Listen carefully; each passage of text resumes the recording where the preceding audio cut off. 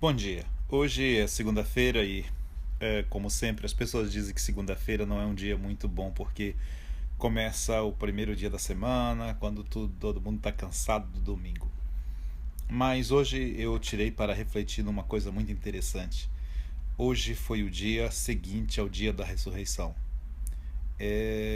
Quando a gente para analisar um pouco, se nós voltarmos no tempo e vermos que os discípulos estavam na sexta-feira, depois das 3 horas da tarde, quando o corpo de Cristo finalmente sucumbe diante dos seus flagelos e ele morre, e o seu corpo é imediatamente pedido pelos seus discípulos para que eles pudessem tirá-lo da cruz e fazer o sepultamento como era costume dos judeus, pois o corpo não poderia ter ficado na cruz até às 6 da tarde, que já era considerado o Shabat, dia do descanso. Portanto, todos os esforços foram feitos no sentido de tirar o corpo de Cristo da cruz e sepultá-lo mesmo antes das 6 da tarde. Jesus teria morrido às 3. Provavelmente por volta das 4, 5 horas, os discípulos estavam se debatendo com as autoridades até finalmente conseguir uma autorização, e eu creio que no último minuto eles conseguem tirar o corpo de Cristo e colocá-lo para ser embalsamado, e finalmente, antes das 6 da tarde, ele teria sido então sepultado. Segundo a Bíblia, colocaram Jesus numa sepultura nova, ou seja, alguém que estava para ser sepultado teria uma sepultura pronta, esperando somente um momento em que terminassem as comuns lamentações dos que morriam naquela época, e então seria sepultado. No caso de Jesus, não houve esse tempo, não houve tempo para chorar sobre o corpo, não houve tempo de embalsamá-lo, e as pessoas ficavam com o corpo às vezes até 4, 5 dias ou até mais, dependia muito de algum parente que estivesse viajando de uma terra distante, até que ele chegasse e seria então sepultado.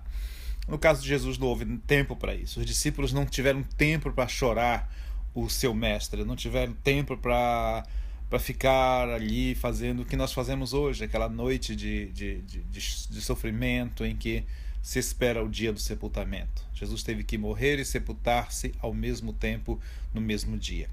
Isso causou nos discípulos, alguns foragidos, outros fugiram da cidade, outros se esconderam, uma situação muito complicada naquela época, uma comoção gigante, os romanos tensos, as autoridades religiosas tensas, todo mundo querendo evitar que o que Jesus havia falado se cumprisse, porque afinal de contas ele disse que ressuscitaria no terceiro dia.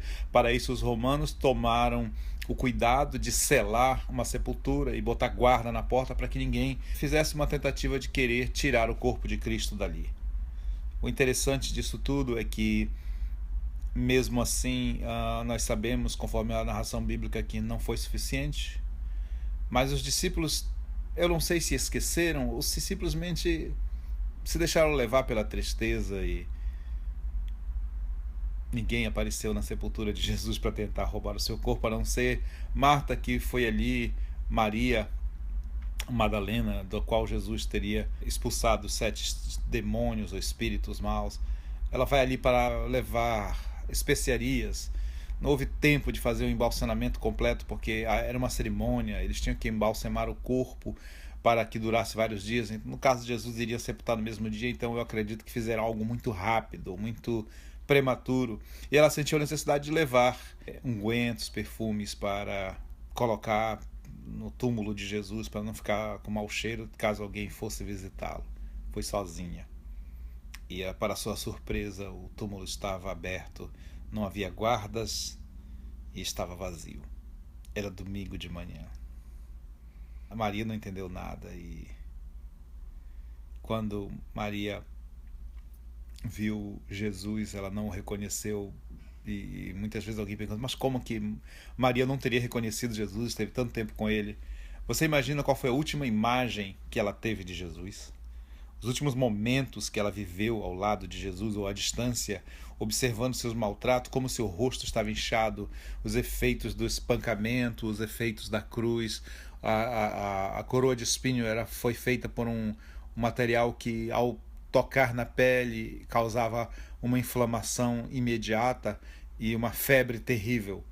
Era um espinho venenoso, não era um espinho comum.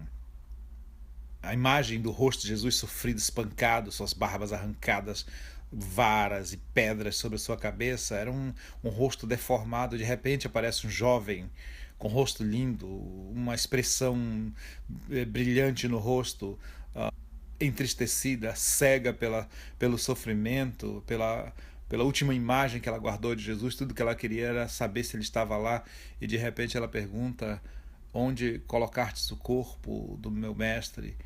E ele disse: sou eu. É um momento de euforia muito grande.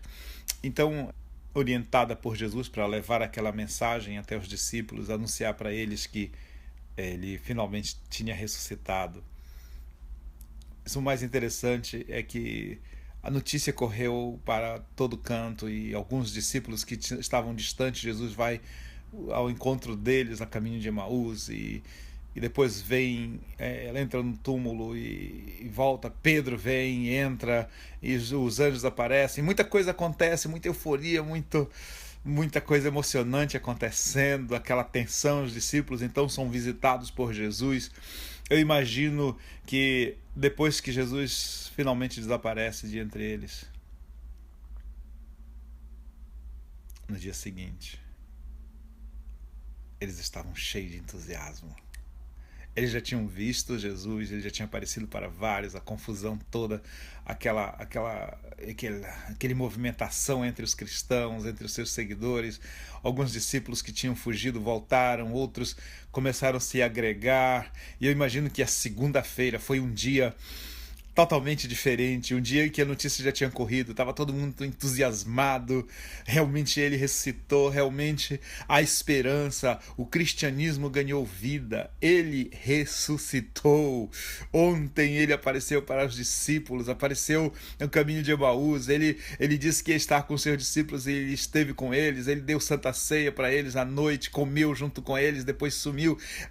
Hoje, segunda-feira, tá todo mundo louco para encontrá-lo, para falar com ele novamente, para ouvir as suas instruções, para tocar nele, para tirar as suas dúvidas. Tomé deve estar chegando a qualquer minuto. Ele ouviu falar que Jesus ressuscitou e ele está ansioso para colocar o dedo nas suas chagas. Tomé, tu vistes e crestes, bem-aventurados que não viram e creram.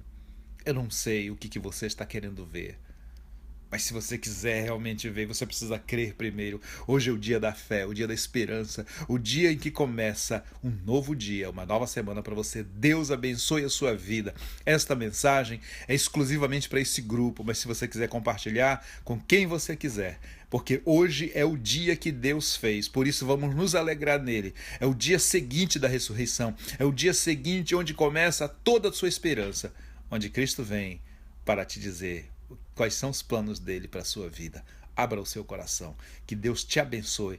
Um beijo do coração em todos os meus irmãos, minhas cunhadas, minha mãe querida, linda, que eu tenho tanta saudade e que gostaria muito de poder estar com ela.